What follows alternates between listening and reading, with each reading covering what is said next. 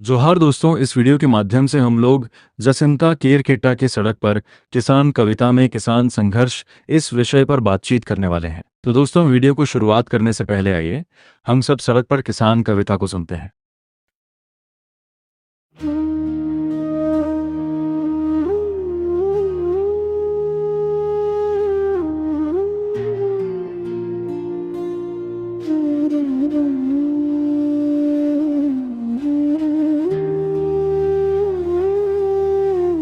सड़क पर किसान, सड़कों पर नंगे पांव, चल पड़ा है पूरा गांव।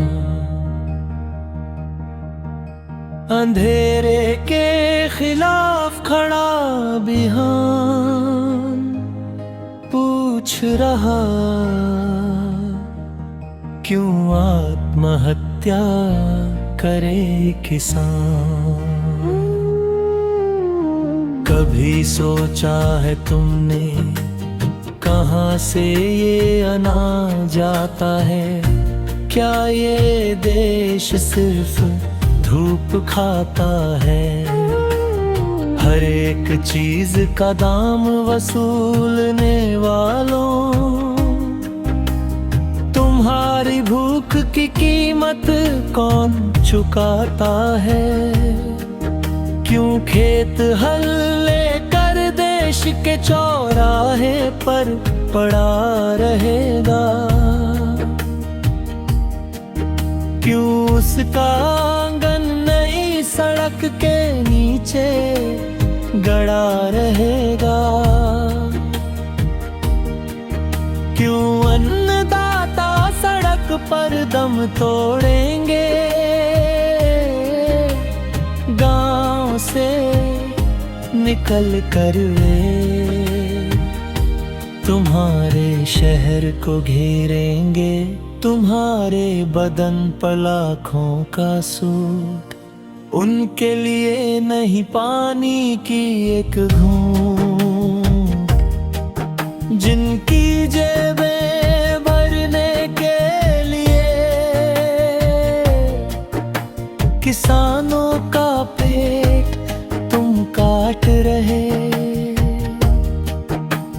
सब जानते हैं छुप छुप कर किस किस के तलवे चाट रहे। क्यों तुमसे ना वो आज लड़ेगा? मूर्तियां गिराते गिराते गिर गए हैं जो अपने भीतर।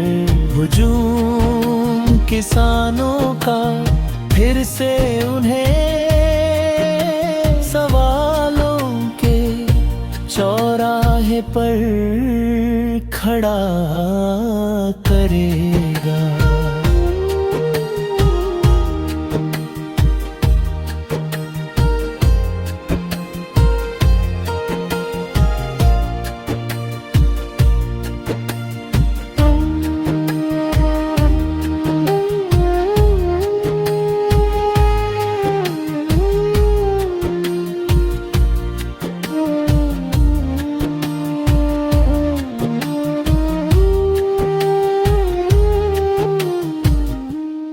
तो दोस्तों, कविता सुनने के बाद हम लोग कविता के मुख्य पक्ष पर बात करते हैं।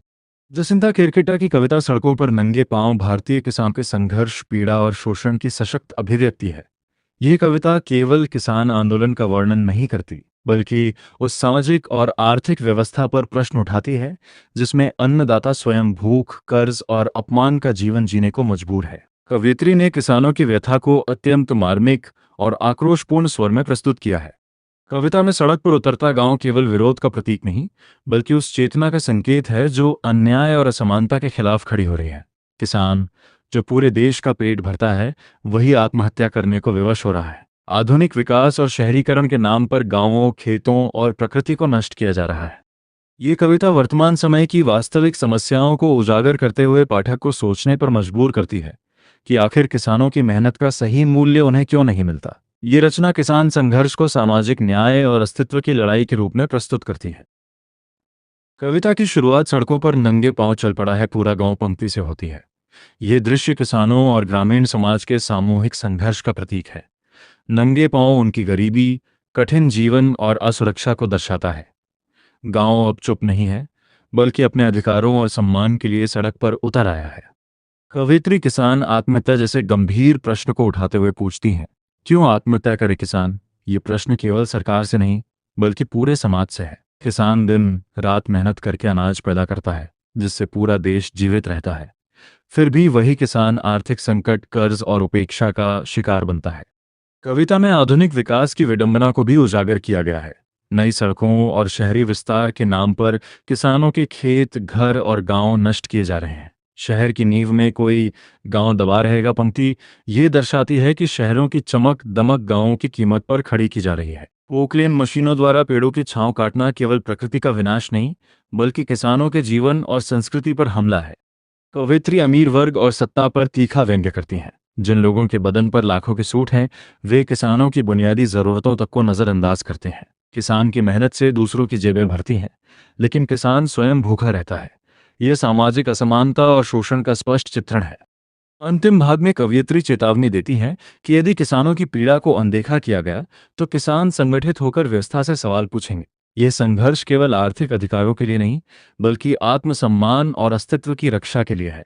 कविता किसानों की जागरूकता और उनके सामूहिक प्रतिरोध की शक्ति को प्रकट करती है। जसिंता केरकेटा की यह कविता किसानों के संघर्ष और उनकी सामाजिक स्थिति का अत्यंत यथार्थ चित्र प्रस्तुत करती है। कवयित्री ने यह स्पष्ट किया है कि किसान केवल अन्नदाता नहीं, बल्कि देश की आत्मा है। यदि किसान दुखी, शोषित और असुरक्षित रहेंगे, तो समाज और राष्ट्र दोनों का विकास अधूरा रहेगा। ये कविता आधुनिक विकास मॉडल पर भी प्रश्न उठाती है, जहां गांवों और किसानों की कीमत पर शहरों को विकसित किया जा रहा है। किसानों का संघर्ष केवल आर्थिक समस्या नहीं, बल्कि सामाजिक न्याय और मानवीय अधिकारों का प्रश्न है। आज आवश्यकता है कि सरकार और समाज दोनों किसानों की समस्याओं को गंभीरता से समझें, उन्हें उचित मूल्य, सम्मान और सुरक्षित जीवन प्रदान करें। अंततः ये कविता हमें यह संदेश देती है कि जब किसान जागरूक होकर अपने अधिकारों के लिए खड़े होते हैं, तब वे केवल अपने लिए नहीं, बल्कि पूरे समाज के न्यायपूर्ण नीतियां बनाएं। तो दोस्तों, आपको ये जानकारी कैसे लगी, आप ज़रूर कमेंट बॉक्स में अपनी प्रतिक्रिया दीजिएगा। वीडियो अच्छा लगा तो आदिवासी साहित्य चैनल को लाइक, शेयर और सब्सक्राइब कीजिएगा। धन्यवाद।